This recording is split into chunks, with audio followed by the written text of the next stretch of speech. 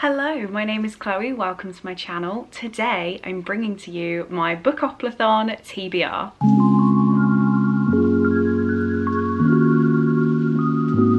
So I decided to make this weird for myself. I acquired a product way back when, this year, last year, who knows, time doesn't exist anymore. And I thought it would be really fun to film my Bookoplathon TBR with my giant dice, obviously. I only have one of these, so I did have to do a little spin throw on twice for each roll, but I was never going to get a use out of this apart from filming my Bookopoly TBR. So that's what I did. I have already filmed the rolls and the moves and everything, so I know what's going on. Without beating around the bush, let's talk you through the rolls that I got. So now you will see roll number 1. Okay, roll number 1. 3. Can't really see it. 3. And a 3. No, 6. 6, so 9. Starting at go, we rolled a 9, which is 1, 2, 3, 4, 5, 6, 7, 8, 9, which makes us land on monsters. So for that roll, I landed on the monsters prompt, and I've decided to go for A Lady in Rooksgrave Manor, I believe it's called, which is a paranormal romance. It's by, I want to say Catherine Moon, but it will be on the screen for you. And the name of the series is Tempting Monsters. So I feel like I've definitely filled that prompt. This is a little one that I have on my iBooks account, and I will hopefully get to despite my plans in September. I haven't actually mentioned it yet, I wasn't going to, but here we go. I may or may not be able to see Cole in September. We've all at this point been waiting like 18 months for me to see him, and we're not sure yet whether my September flights have been cancelled. So at the point in filming, they haven't been cancelled, and I wanted to give myself a few ebook options, but it might be that I have access to all of my physical books all month. So we will just see how it goes, but I decided to start myself off with an ebook, so there is that one. Then roll number 2.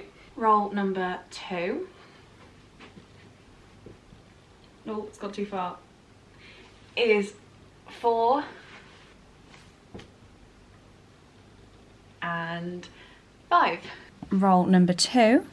1, 2, 3, 4, 5, 6, 7, 8, 9 makes us land on Myth, Lore, Legend, Fairy Tale. For this one, I landed on the myths and lore space. Myth, lore, fairy tale. My brain's gone. Myth, lore, fairy tale. That was something else. But for that one, I have chosen Greek Myths by Jean Menzies. So if you watched last month's TBR, you'll be saying, Chloe, it's on there too. Yes, I know. There is no way I'm going to get round to this by the end of August. So I decided, why not whack it on my September TBR. This is the non-fiction book written by Jean from Jean's Bookish Thoughts, and it is essentially a children's book, but we're not going to say that because it's going to be very useful to me, explaining the Greek myths. And I normally shy away from a lot of Greek myth retellings because I don't know the original Greek myths, so I'm hoping that this broadens my reading tastes a little bit. Then roll number 3. Number 3. 3 and 3. We have a double. 1, 2, 3, 4, 5, 6 brings us to spooky. And yay, we got spooky. I needed something like this because I needed to fit my book club pick in for the month. If you are completely unaware, I run a book club called Chloe's Crime Scene Corner, where we read true crime and dark fiction. So for September, we have a horror book, and that is Horror Store by Grady Hendrix. I have been so excited to read this for the longest time, so I'm so happy it's finally come round. This is going to be the first book I read when I'm done with my exams at the start of the month, and I am so excited. I don't know much about it apart from the fact it is set in a knockoff IKEA store, and the whole book is told in an IKEA catalogue, really. Well, it looks like an IKEA catalogue. So yeah, yeah, really, really excited for this one and so glad I could fit it in. Roll number 4. Next up, 1. Oh, bounced off me. And 2. Roll number 4, we had 3. 1, 2, 3, which is the last colour challenge. So then we got the last colour on the cover challenge, and this might be a stretch, I'm sorry if it is, but looking at this cover, obviously there's a lot of colours, but I feel like one of the main parts of it is the bright yellow sofa. You may disagree, we're stretching the prompts because the Bookopoly board was not kind to me. So bright yellow sofa, and that means we're going to go for a bright yellow book, which is Opposite of Always by Justin A. Reynolds. So I am buddy reading this one with Olivia Savannah from Olivia's Catastrophe and with Becca from the Becca Fowl. So I'm really excited to get around to this one. I've had it on my TBR for a while. It is a chunker, but it is a contemporary. I believe there might be some magical realism elements. There's kind of like a Groundhog Day style thing going on. Maybe, I'm not too sure, but the yellow, we're taking the yellow, we're taking it as a win, and got a buddy read on my TBR, so awesome. Okay, roll number 5. Next up is 4 and 2. 1, 2, 3, 4, 5, 6. Oh, exciting, because that is, my counter fell off, a community shelf space. So our community shelf card is read an ebook. Nice. And that got us ebook, which I'm very happy about because it means I can read a book that I was very privileged to receive the e-arc for, and that is Under the Whispering Door by TJ Klune. So I'm not quite sure how I got hold of this one so easily. I haven't even read The House in the Cerulean Sea. I'm so sorry, everybody. But I was given this e-arc. I started it off, I'm around 30% of the way in, but I read that in, what month are we even in? We're in August.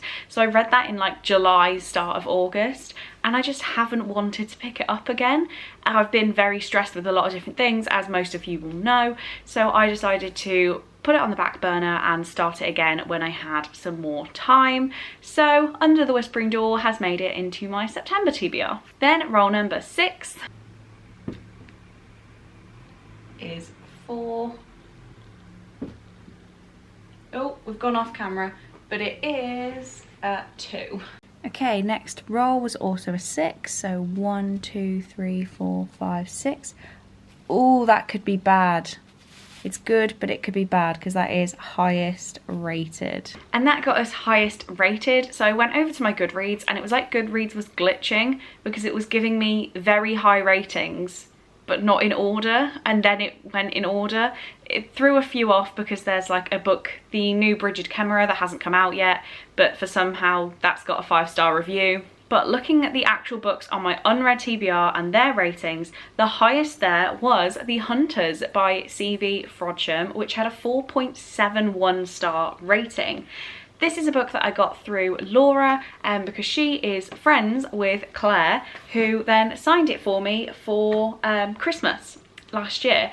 So I've been putting this one off for far too long. It is a kind of survival story. Civilization as we know it is dead. The overwhelming population and pollution levels have taken their toll on the world. Food shortages and significant employment losses means people are crammed into overcrowded cities. The future looks terrifying. 17-year-old Aura is forced to live a secret life, hidden from the hunters, a treacherous group of men and women hired by the command. Hunters kill first and question second. Human life means nothing to them. They boast about the suffering they wreak on the city's innocent inhabitants and spend their days in search of illegal children, dispensing with them over the city wall, whilst their families are executed by the hunters. So yeah, this isn't too long. It's about 300 pages and I haven't read it in far too long, so I'm glad that this was the highest rated. Okay, roll number 7 is 6. And it's just off shot, but it is a 3. 3, 4, 5, 6, 7, 8, 9. Oh dearie dear, this is not going my way. we have Gods. We landed on the Gods prompt, and I was really struggling. This was actually the last book I managed to choose because I was so confused about what to pick. But I checked Becca's guide and she said a book that includes a cult would count. So I have gone for The Poison Garden by Alex Marwood. This is about Romy. It says, where Romy grew up, if someone died, you never spoke of them again. Now 22, Romy has recently escaped the toxic confines of the cult she was raised in, but she is young, pregnant and completely alone, and if she is to keep herself safe in this new world, Romy has some important lessons to learn. I don't know how much the cult actually features in this book, but I've heard it is a cult story, so I feel like it's going to be enough to fulfill the prompt. It says cult on the back. I feel like it's enough. Okay, roll number 8. Got confused with my fingers then. Next up is 5. Don't do it. And 5. Next up, 1, 2, 3, 4, 5, 6, 7, 8, 9, 10. You're joking. We have myth, lore, legend, fairy tale again. So we landed on the myth, lore, fairy tale space again, which sucks for me. You all know that I'm not a major like myth retelling person, but with the fairy tale, there is an actual fairy tale I started, God, April, that I never carried on with, and I only read about 10 pages, and that is Beauty and the Beast. So I have this gorgeous Mina Lima edition with all of the interactive elements, and what better time to read a fairy tale than when I'm being told to read a fairy tale. This has been on my on hold shelf on Goodreads for a very long time, even though I genuinely did get about 10 pages in. So to actually finish this off would be amazing. Okay, so jumping into the bonus rolls we have got from rolling doubles. The first one being roll number 9. So first additional roll as we rolled a double is 3 and 4. Next up, 1, 2, 3, 4, 5, 6, 7. Oh, this is the time of day buzzword space. So words featuring night, day, afternoon, twilight, all that good stuff. Where I landed on the night, day kind of buzzword space. And that actually works out really well because I'm going to be reading 56 Days by Catherine Ryan Howard. This is a COVID-19 isolation, what's even the word? Lockdown story, thriller. I don't know too much about it. I managed to get the e-audiobook. That's not what I meant. I got an audiobook arc from NetGalley of this, and I have 2 Catherine Ryan Howard books that I've never read, and this one sounded really cool. Like, I don't know whether it's too soon to start reading about COVID, but let's do it. We're going to start reading about COVID, and it's got days in the title, so perfect. And finally, unless I roll a double, but I already know that I didn't, roll number 10. And final roll, unless this is a double, is 1 and 5. Final move on the board, 1, 2, 3, 4, 5, 6 is going to focus for you, is disability and mental health rep. And here we got disability and mental health representation. So I have gone for one that I really hope fits, and that's The Witch Doesn't Burn in this one by Amanda Lovelace. This is a collection of poetry, and by checking Goodreads, it did list mental health as one of the shelves on, like, things that it's been shelved as. And I did read the first one, the Princess Saves Herself in this one. Is that the book I mean? Yeah, you know what I'm on about. They'll both be on the screen now, so I don't look like an idiot. But I read the first one, and there is a little bit of mental health stuff going on in there, so I will assume that that Goodreads shelving is correct and it's carried through to this one. It also means that because I only wanted to do 8 rolls, It's a poetry collection, it will go by very quick and it doesn't add too much to my TBR. So that is it for today, guys. I really hope you enjoyed watching. I hope you enjoyed the giant dice. Let me know down below if you are taking part in Bookoplathon. I'd be really excited to hear from you. So yeah, on that note, that is all I have time for today. So thank you very much for watching. I really do hope you enjoyed, and I will see you in the next one.